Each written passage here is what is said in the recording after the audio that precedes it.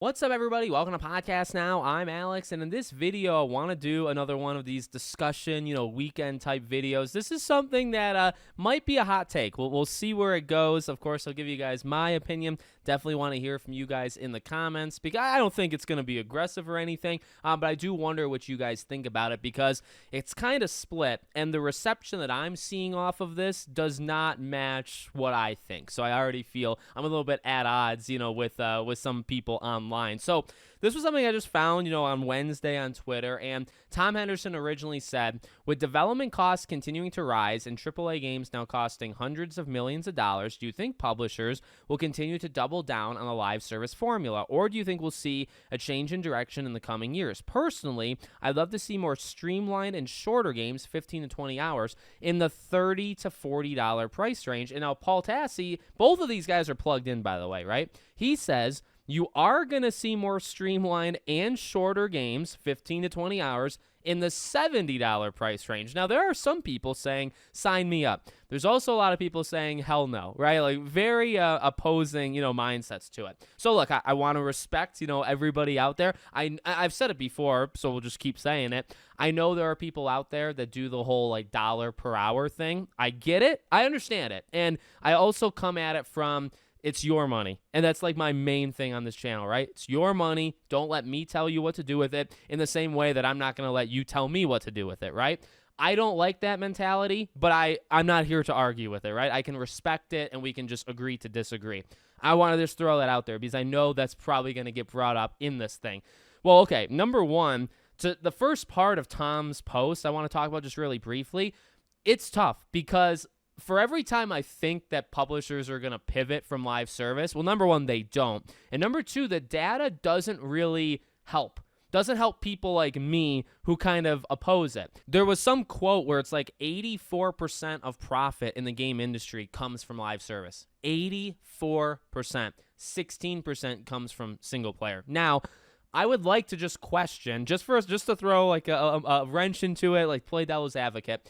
Of that 84%, right? How much of that is the top 10 live service games? And I do think that's important because of that 84, if 50% of that 84% is Fortnite, Apex, PUBG, then you're really, those games make more than all of the other games in live service combined.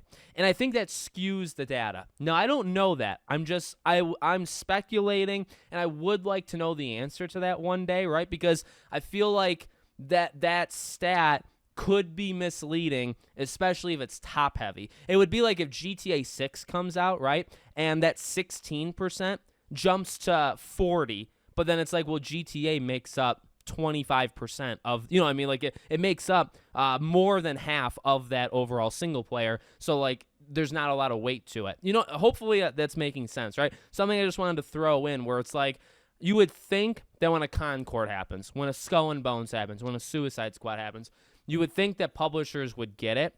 But the truth is, and the sad truth is, they make so much or they see others make so much money on live service, they still see it as the golden goose, right, that they need to go capture because it's the money that keeps on flowing, right?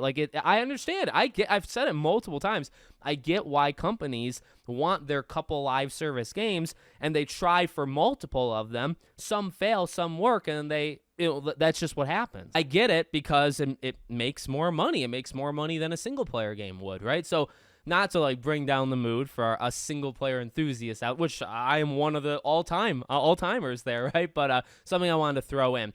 Now, okay, so the main thing I want to talk about, though, is so Tom says, the $30 to $40 price range, and then Paul Tassi, now, again, both of them are very well connected. I don't know if they're Paul's was definitely a hint. Tom's was more of speculation, right?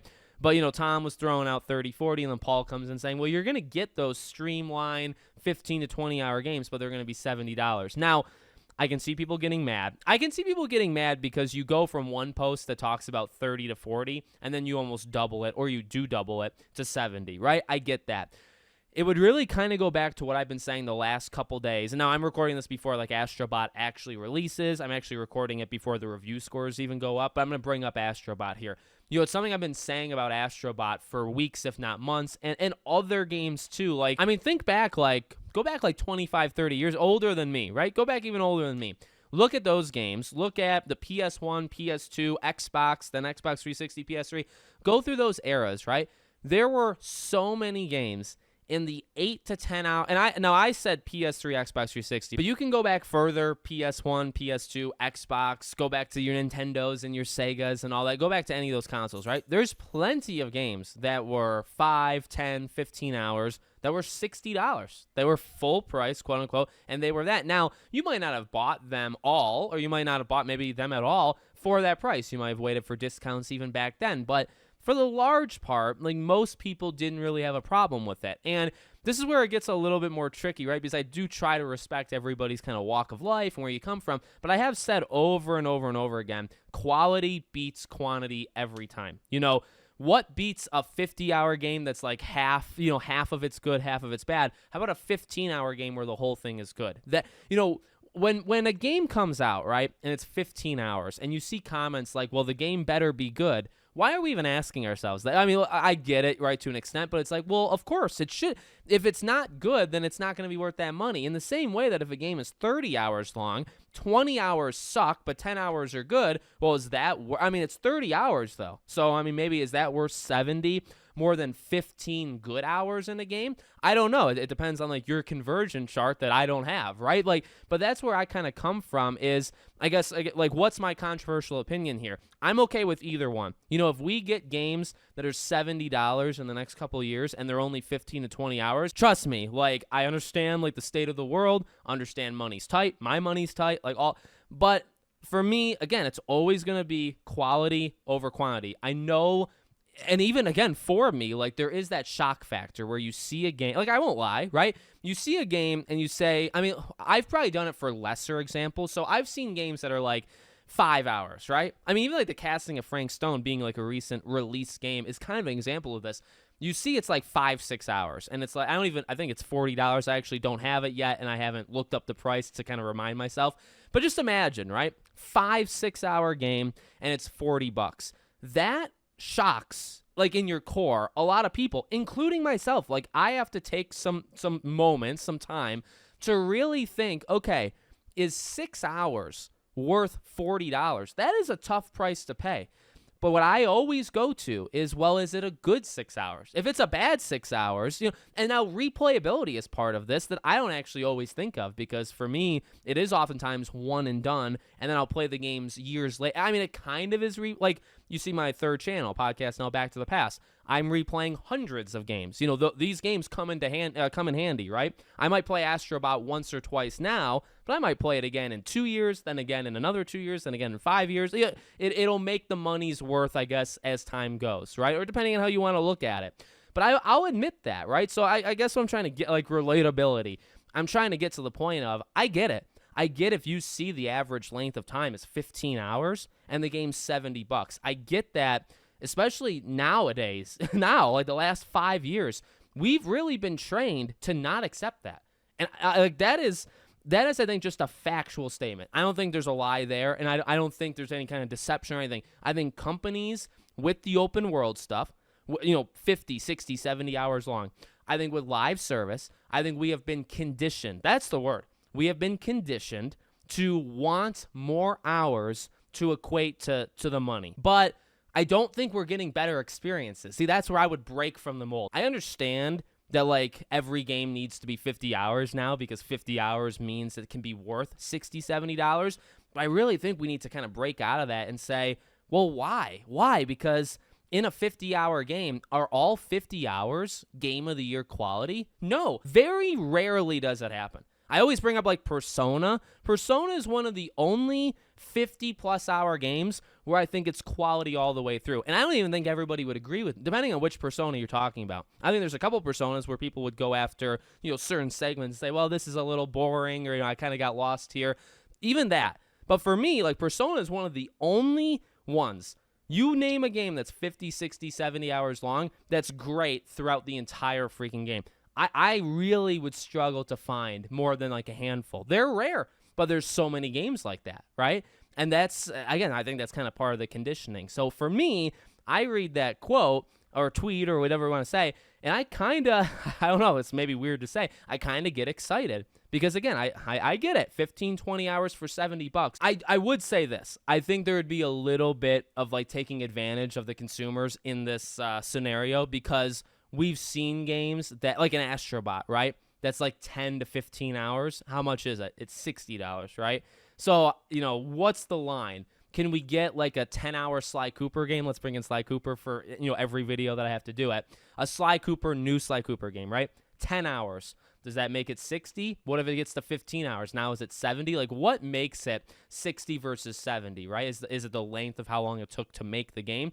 And again, that kind of goes into things that I want to see. I want to see less time to be, to make a game, because ultimately then we just get more games. I guess that means also we'd be spending $70 more often, right? Maybe a studio could make a game every 3 years, give it 15 hours instead of 50, and then you have to buy, say, 2 games, so you're spending 140 instead of just one game. It takes 6-7 years to make, and you're spending 70, right? So, like, I understand the pitfalls. Look, for all of this stuff, there is a little bit of taking advantage of us. We are always the ones that get taken advantage of, right? Like, that's generally how it works. They're trying to nickel and dime us somewhere and things like that. But, ultimately, I would see it slightly as like, hey, they're learning. They're learning a little. Again, I don't know if you would want to go all the way, but they're learning a little. And I don't know, like, and here's the thing. If it doesn't work, it doesn't work. Like, and I would argue, I will go to my grave with this, right? If this starts to happen more and more, and we start to get more and more games in the next, say, 5 years from now, right? Over the next 5 years, we get all of these games that are 15 hours long and they're $70. If a bunch of them fail, I'm very willing to go off of now, were they good? I would not like to default to, well, people aren't willing to pay for quality. Now, that might be the case. I want to believe in that in people. I want to believe that if people are given a game that's 15 hours, that's a game of the year quality, they will buy it for full price. Now, I get not everybody is like that, right? Some people are going to wait on a sale. If there's 2 games like that, like a week apart, you're going to have to pick one. One of those games will not be bought. You're going to run into issues. Like, it's, you know what I mean? Like, it's going to happen. But I would like to believe in people that, like, that is something that not everybody, but general people would do that. If they get a good game, they are willing to spend, I guess, more on it, like, quote unquote. I'm willing to believe that. If it doesn't work over and over again, and it would have to depend on the game. It'd have to depend on the quality of the game. I would like to originally believe that it's going to be the game's fault and not the person's fault. Now, if the games are all really good and people are just not buying it, then okay, then I'll start to believe, all right, maybe the conditioning went too far. Maybe we are trained where quantity is actually better than quality. But I don't want to believe that right now. I want to believe that people are willing to go for good and less of it. And I don't even want to say it like that because, again, like, see, an Astrobot, if you have a 15-hour where everything's good, you have a 50-hour game where 10 hours is good, you still get more in Astro, right? So even there, quantity is still an Astro. You almost have to measure how many hours are good. Because, again, you can't tell me that all hours in that 50-hour game are great. You know what I mean? So it's like, okay, well, it's 35 hours okay, and then 15 is good, and then 15 is good in Astro, and there is no bad. Well, which one's worth more? Well, are they worth the same? Well, you know what I mean? But your metric is the longer one is worth the money and the shorter one isn't. Well, why? Right? So, like, it would start to, like, be weird, I think, in general. So, I don't know. It's really a case-by-case basis. It's really, we have to kind of see it happen. But I would like to see it happen. I mean, of course, I want games that are like $30, $40. I mean, like, that would be ideal. I would like to spend less money just like everybody out there. But, hey, you know, if games are 70, people have to do what they got to do. Some people will wait on discounts. Some people will get the game a year later. Some people won't get the game at all. Some people will get the game at launch. Like, you do you. You know what I mean? But if that's the future and here's the thing, like, if we get that more now than what we have the last couple of years where it has been more live service and open world, I'm for that. Like, give me more, I guess, no matter the cost at this point, give me more 15 to 20 hour single player games. Because right now I feel like the balance is off And I think if you did more of those, that would make me happy. And I guess I'm willing right now to go with the pricing model, however you do it, just to like get the balance back where there's not so many huge games and live service games. It's a little bit more matched. But, you know, again, it's everybody's a little bit different. And it's why I like making these kinds of videos. So let me know what you guys think in the comments. Make sure you're subscribed to the channel, bell icon turned on. And I hope to see you all on the next one.